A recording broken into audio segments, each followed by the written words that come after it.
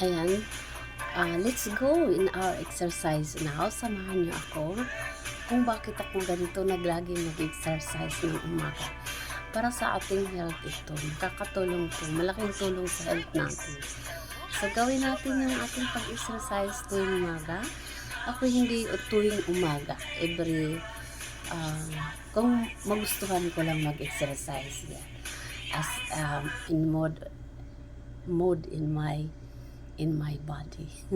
So, kung gusto kong may mood ako na gusto kong mag-exercise ako.